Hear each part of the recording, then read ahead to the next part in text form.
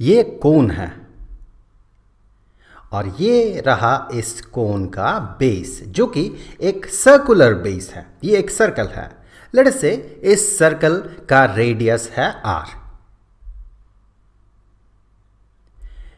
ये रहा इस कोन का हाइट और ये जो लेंथ है, इस लेंथ को इस कोन का स्लैंट हाइट कहा जाता है। चलिए इसे हम L से डिनोट करते हैं। इस कोन का ये जो नीचे वाला हिस्सा है, जो कि इसका सर्कुलर बेस है, वो एक प्लेन सरफेस है, लेकिन ये एक कर्व्ड सरफेस है।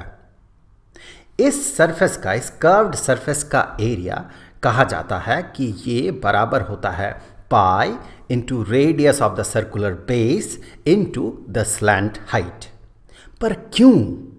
आज के इस वीडियो में हम यही देखेंगे कि कर्व्ड सरफेस एरिया ऑफ ए कोन ये पाई आर एल के बराबर क्यों होता है। चलिए इसी कोन को कॉपी कर लेते हैं, थोड़ा छोटा करके कॉपी करते हैं। यहाँ पर यही कोन है, हमारे पास जगह कम है इसीलिए इसे छोटा करके ड्रॉ किया गया। अब हम क्या करेंगे, इस कोन को इस जगह से सीधे हम काट लेंगे, कुछ ऐसे। हमने इसे काट लिया। काटने के बाद अब धीरे धीरे हम इसे खोलेंगे, कुछ इस तरह से हम इसे खोलेंगे। जब हम इसे पूरा खोल लेंगे तो हमें इस तरह का एक सेक्टर मिलेगा। सर्कल का पार्ट होता है सेक्टर। अब यहाँ पर दो चीज़ें, एक तो ये वाला लाइन सेगमेंट और ये जो कर्व्ड लाइन सेगमेंट है, इन दोनों का लेंथ कितना होगा, सबसे पहले हमें ये पता करना होगा। ये रहा वो कोन। अब आप गौर से देखिए, ये इसका स्लैंट हाइट है।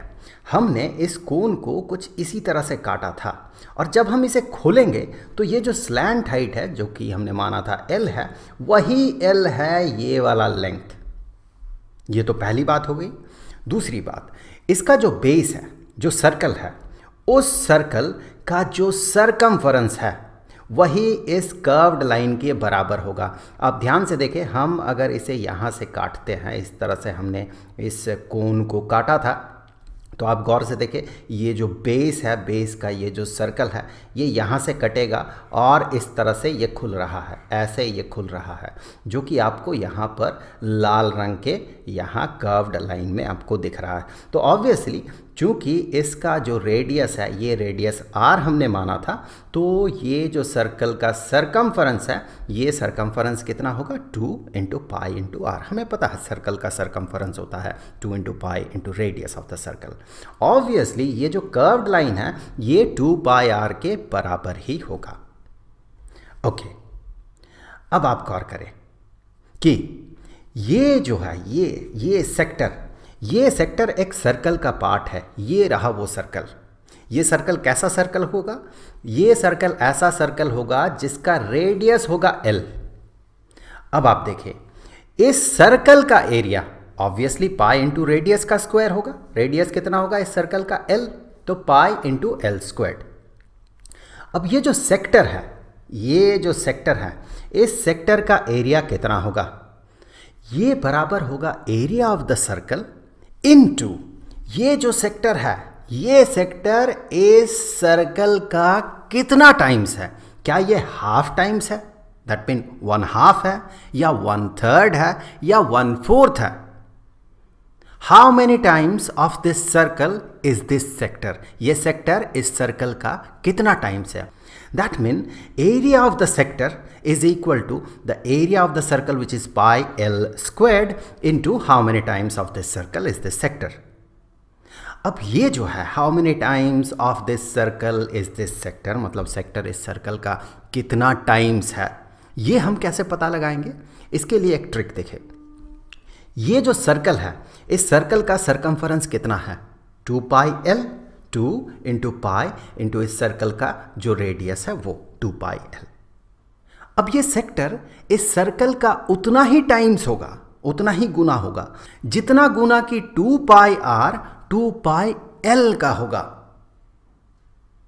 अगर 2 पाई आर 2 पाई एल का आधा हुआ तो सेक्टर सर्कल का आधा होगा।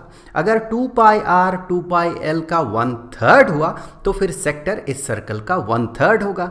अगर 2 पाई आर 2 पाई एल का 1/4 हुआ तो फिर ये सेक्टर इस सर्कल का 1/4 होगा। तो फिर इसी चीज़ को हम ऐसे लिख सकते हैं कि pi L squared into 2 pi R divided by 2 pi L.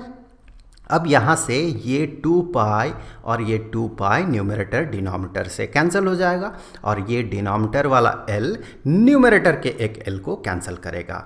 बचा क्या? Pi into L into R. इसी को हम pi into R into L लिख सकते हैं।